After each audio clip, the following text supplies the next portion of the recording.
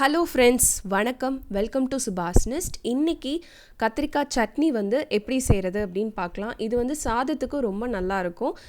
பாசி பருப்பு ஒரு அரை டம்ளர் எடுத்திருக்கேன். அதை நல்லா கழுவிட்டு அது கூட மஞ்சத்தூள், பெருங்காயத்தூள், அப்புறம் பூண்டு, பச்சை மிளகாய் இது சேர்த்து எடுத்துக்கலாம். கத்திரிக்காய் ஒரு 5 கத்திரிக்காய் போல் எடுத்திருக்கேன். சின்ன சைஸ் கத்திரிக்காவாக, நல்லா பிஞ்சு கத்திரிக்காவாக எடுத்திருக்கேன். பெரிய கத்திரிக்காவாக இருந்ததுன்னா ஒரு கத்திரிக்காய் எடுத்துக்கலாம். இதையே நீங்கள் பீர்க்கங்காயில் கூட செய்யலாம், ரொம்ப நல்லாயிருக்கும். கத்திரிக்காவெல்லாம் நம்ம நறுக்கி அதில் சேர்த்துட்டு குக்கரில் ஒரு 2 விசில் விட்டு இதை வேக வச்சு எடுத்துக்கலாம். இப்போ அது வேகிறதுக்குள்ளே நம்ம தேங்காயில் மிளகு சீரகம் சேர்த்து நல்லா நரன்னு அரைச்சி எடுத்துக்கலாம். அதாவது மைய அரைச்சி எடுக்கணும்னு தேவையில்லை, கொஞ்சம் குறைன்னு அரைச்சி எடுத்துக்கோங்க.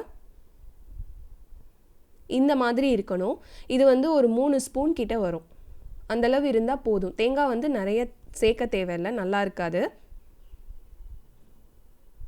இப்போ நம்ம கத்திரிக்காய் வேக வச்சு எடுத்தாச்சு. அதை ஒரு மத்தை வச்சு லைட்டாக ஒரு கடைஞ்சி எடுத்துக்கலாம். இந்த மாதிரி நம்ம கடைஞ்சி விட்டுட்டோம்னா கத்திரிக்காய், பருப்பு, அப்புறம் நம்ம சேர்த்த மிளகாய் இதெல்லாம் தனித்தனியாக நிற்காமல் எல்லாம் ஒன்றா சேர்ந்து வரும் நம்ம தாளித்து போடும்போது. அதுக்காக தான். இப்போ கடைஞ்சதுக்கப்புறம் நம்ம தாளித்து விட்டுடலாம். ஒரு பேனில் எண்ணெய் சேர்த்துக்கோங்க. எண்ணெய் காஞ்சதுக்கப்புறம் கடுகு, உளுத்தம் பருப்பு சேர்த்து கடுகு வெடித்ததுக்கப்புறம் நம்ம வெங்காயம், கருவேப்பிலை இதெல்லாம் சேர்த்துக்கலாம். சின்ன வெங்காயம் ஒரு 4 சின்ன வெங்காயம் போல் நான் சேர்த்துருக்கேன். பெரிய வெங்காயம் இருந்ததுன்னா அரை வெங்காயம் சேர்த்துக்கோங்க, அது போதும். இப்போ வெங்காயம் நல்லா வதங்கினதுக்கப்புறம் ஒரு சின்ன தக்காளி நான் சேர்த்துக்கிறேன். இது நாட்டு தக்காளி இல்லை, அதனால் புளிப்பு ரொம்ப இருக்காதுன்றனால நான் ஒரு தக்காளியாக சேர்த்துக்கிறேன்.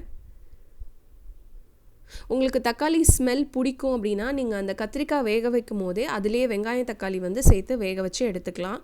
இன்னும் சீக்கிரம் உங்களுக்கு ஆகிடும் இந்த குழம்பு. இப்போ நம்ம கடைஞ்சி வச்சுருந்ததையும் சேர்த்து அதில் ஒரு 1/4 டீஸ்பூன்லேருந்து அரை டீஸ்பூன் அளவுக்கு மிளகாத்தூள் சேர்த்துக்கோங்க. மிளகாத்தூள் வேண்டாம் அப்படின்னா ஸ்கிப் பண்ணிக்கோங்க. 1 ஸ்பூன் அளவுக்கு மல்லித்தூள், அப்புறம் தேவையான அளவுக்கு உப்பு இதெல்லாம் சேர்த்து பச்சை வாசனை போகிற அளவுக்கு கொதிக்க விட்டுறலாம்.